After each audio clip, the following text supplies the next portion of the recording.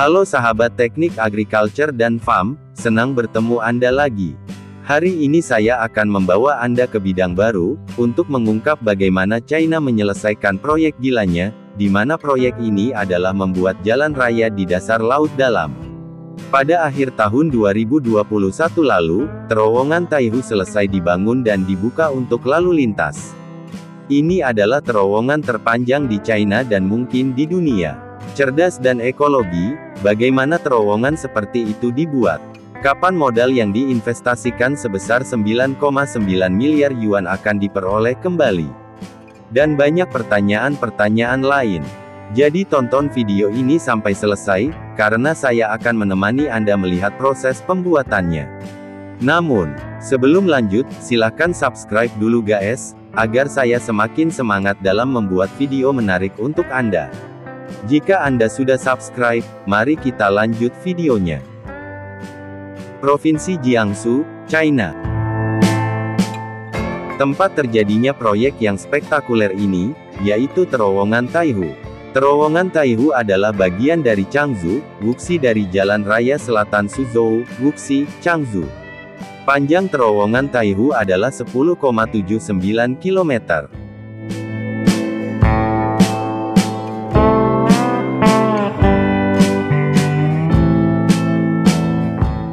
Pembangunan dimulai pada tanggal 9 Januari tahun 2018, berlangsung selama 4 tahun, dan terowong resmi dibuka untuk lalu lintas pada tanggal 30 Desember tahun 2021. Lebar terowongan 43,6 meter, memungkinkan 4 mobil lewat berdampingan. Terowongan sepanjang 10,79 km ini merupakan jalan raya 2 arah 6 jalur, dengan kecepatan yang dirancang untuk kendaraan bermotor hingga 100 km per jam. Dibandingkan dengan terowongan bawah laut Hong Kong, Zhuhai, Macao yang panjangnya 6,7 km, terowongan Danau Taihu jauh lebih panjang. Tepatnya 1,6 kali lipat terowongan bawah laut Hong Kong, Zhuhai, Macao. Anda mungkin bertanya-tanya, betapa sulitnya membangun terowongan Danau Taihu yang terletak di selatan Jiangsu di delta Sungai Yangtze. Sumber daya pariwisata di sekitarnya kaya, dan melibatkan sejumlah besar kawasan lingkungan sensitif. Artinya, perlindungan lingkungan harus dipertimbangkan sepenuhnya selama proses konstruksi. Pembangunan terowongan bawah air sudah sangat sulit dan faktor perlindungan lingkungan harus dipertimbangkan, yang membuat tugas tersebut semakin sulit.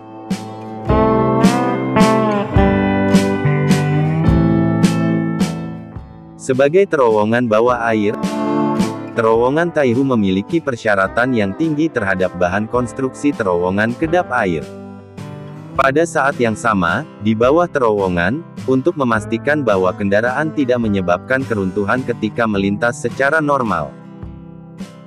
Terdapat persyaratan yang sangat tinggi untuk ketahanan kompresi konstruksi terowongan. Jadi sepertinya pembangunan terowongan Taihu penuh kesulitan. Karena kekhasan terowongan Taihu, tidak banyak pengalaman di dalam dan di luar negeri yang bisa dijadikan acuan. China hanya bisa menemukan solusinya sendiri. Bagaimana China masalah inti dan pembangunan terowongan? Sebelum terowongan Taihu, China sudah lebih dulu membangun terowongan Hong Kong, Zhuhai, Macao. Sebagai proyek berbasis laut terpanjang di dunia. Bagian terowongan bawah laut jembatan Hong Kong, Zhuhai, Macao, mengadopsi metode konstruksi tabung terendam. Namun metode ini tidak cocok untuk terowongan Taihu. Oleh karena itu, tim teknik China mengadopsi metode cover dam terbuka. Artinya, cara maju dari pantai ke danau satu persatu. Sederhananya, ini adalah memanfaatkan kedalaman air danau Taihu yang dangkal, menutup ruang dengan tanah di tengah danau, dan memompa air keluar untuk pembangunan terowongan. Meski menambah beban kerja proyek, namun hal ini dapat mencegah sampah yang dihasilkan konstruksi mengalir ke perairan sekitar. Setelah pembangunan selesai, tinggal membersihkan sampah dan memasukkan air ke dalam bendungan tanah, untuk memulihkan lingkungan ekologi setempat. Terowongan Taihu dibangun dengan konstruksi terbuka, berbeda dengan terowongan jembatan Hong Kong Zhuhai Macao yang terkubur di bawah air sedalam 40 meter. Mungkin ada yang bertanya, Mau tidak mau terowongan itu akan terkikis oleh air, bagaimana jika bocor? Untuk melakukan pekerjaan kedap air di bawah air dengan baik, tim proyek terowongan Taihu mengembangkan teknologi konstruksi kedap air 3 lapis 6 lapis, mengadopsi struktur beton untuk kedap air sendiri, memasang penahan air dan kedap air di luar terowongan, dan lain-lain. Untuk mencapai tujuan konstruksi terowongan Taihu menjadi kedap air, dibandingkan dengan proyek konstruksi biasa seperti jalan raya, pembangunan terowongan Taihu sangatlah sulit. Mengapa China harus mengeluarkan uang dan tenaga untuk membangunnya? Dari perspektif transportasi di China, pada titik yang sama, panjang jalan raya akan beberapa kali lipat dari proyek terowongan. Jalan raya tersebut akan memiliki persyaratan kecepatan yang berbeda di berbagai ruas, yang akan memperpanjang waktu tempuh masyarakat. Terowongan Taihu terbuka untuk lalu lintas, tidak hanya jarak antara kedua titik tersebut dapat diperpendek, tetapi kemungkinan kemacetan lalu lintas juga relatif rendah. Sebagai taman belakang Jiangsu, Wuxi memberikan perhatian khusus terhadap perlindungan lingkungan dalam proses pembangunan.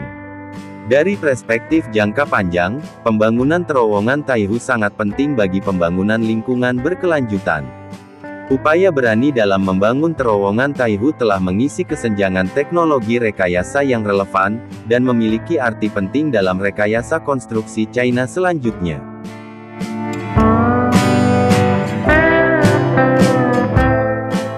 Itulah tadi mega proyek ambisius China, membangun terowongan untuk memotong jarak tempuh masyarakat yang awalnya harus menggunakan kapal atau berputar jauh untuk menyeberangi Danau Taihu. Terima kasih dan sampai jumpa di video berikutnya.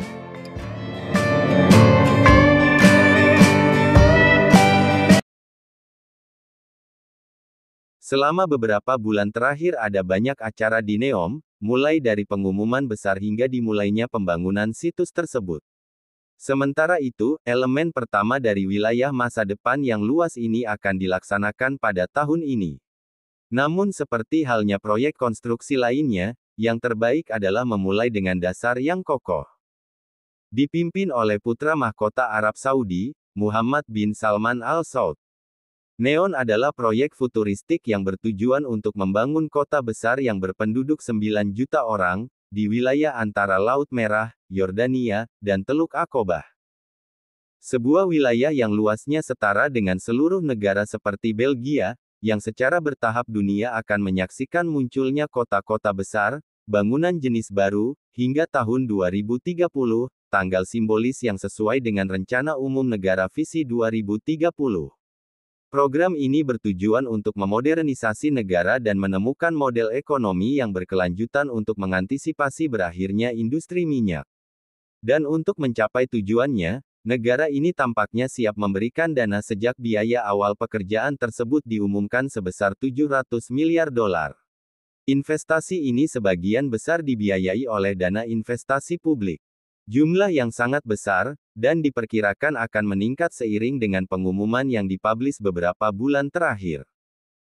Selain proyek-proyek terkenal seperti Jalur 2 yang kontroversial yang akan saya perlihatkan di akhir video ini, perusahaan-perusahaan baru telah ditambahkan ke dalam proyek-proyek yang sedang dibangun, salah satunya seperti Leira, lokasi wisata yang akan menjadi tempat bagi 3 hotel mewah. Video promosi tersebut memperlihatkan bangunan-bangunan futuristik yang terletak di dekatnya Teluk Aqobah di tengah lembah yang megah. Sebanyak 120 ruangan akan dibagi di antara ketiga gedung tersebut. Oasis Hotel dirancang oleh Mario Cucinella, Adventure Hotel oleh Chris Van Duyn, dan Wellness Hotel oleh Shaun Killa. 3 arsitek terkenal dengan proposal arsitektur futuristiknya. Shaun Killa misalnya, terkenal karena merancang museum masa depan, salah satu bangunan paling simbolis di Dubai. Para promotor berjanji akan melestarikan 95% lingkungan alam, sebagai bagian dari promosi pariwisata ramah lingkungan yang berkelanjutan. Untuk saat ini, belum diumumkan tanggal dimulainya pembangunan.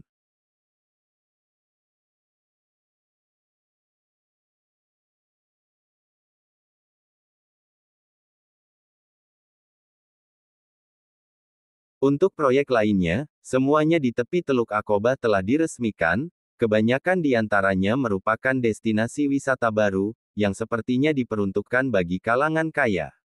Sebuah upaya yang jelas untuk memperkuat penawaran wisata mewah Neom, dalam semangat ini kreasi yang lebih futuristik dihadirkan.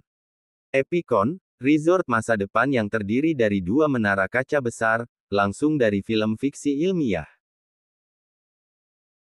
Satu akan berukuran tinggi 225 meter dan 275 meter. Leonard Milford, salah satu arsitek ikon, membuat referensi langsung ke dunia fiksi ilmiah dalam video presentasinya. Kedua menara tersebut, beserta tempat tinggal di pantai sebelahnya akan menampung hotel heliport dan tokoh mewah dengan standar kualitas tinggi. Janji akan kemewahan, relaksasi, dan pelarian ramah lingkungan sepertinya terus berlanjut. Jika Anda menginginkan resort tepi laut terbaik, pergilah ke Sarina dan marinanya hanya dapat diakses dengan perahu. Resort lain yang menghadap ke laut adalah Norlana. Sebuah kompleks wisata baru, yang sekaligus tampak seperti kurang mewah dibandingkan bangunan lainnya, namun tetap menjanjikan kenyamanan yang sama. Terakhir, Aquelum. Ini adalah fantasi baru yang akan dibangun di Teluk Aqaba. Bangun baru ini akan dibangun secara vertikal di dalam gunung sehingga bangunan tersebut hanya akan terlihat oleh pengunjung begitu mereka berada di dalam marina, memberikan akses ke tempat tinggal mewah dan tempat wisata baru. Teater spektakuler yang terletak di dalam gunung. Teater ini dapat diakses dengan perahu setelah melewati taman yang dirancang khusus dan melewati satu-satunya gerbang monumental. Dengan kapasitas 2.600 penonton. Beberapa bulan terakhir di Neom seperti kompetisi arsitektur besar, dalam program proyek-proyek, masing-masing lebih gila dari sebelumnya, disajikan dengan meriah. Meskipun semuanya merupakan bagian dari Neom dan karenanya merupakan visi 2030, sulit dipercaya bahwa semuanya akan beroperasi pada tanggal tersebut. Terutama mata negara dan dunia akan tertuju pada wilayah lain di Arab Saudi. Riyadh, kota ini baru saja resmi ditunjuk sebagai tuan rumah World Expo 2030. Acara global ini menjanjikan akan menarik jutaan pengunjung. Ini juga merupakan kesempatan ideal bagi Arab Saudi untuk menunjukkan visinya terhadap dunia, khususnya dalam hal perencanaan kota dan arsitektur. Salah satu contohnya adalah pengumuman proyek pembangunan Mukab, sebuah persegi 4 raksasa setinggi 400 meter, yang dimaksud untuk menjadi wajah baru ibu kota Saudi, dengan tegas mengarah ke masa depan. Pembangunan dijadwalkan selesai sebelum tahun 2030. Pengaruh Neom tentunya juga akan menjadi inti dari strategi communication Arab Saudi pada tahun 2030.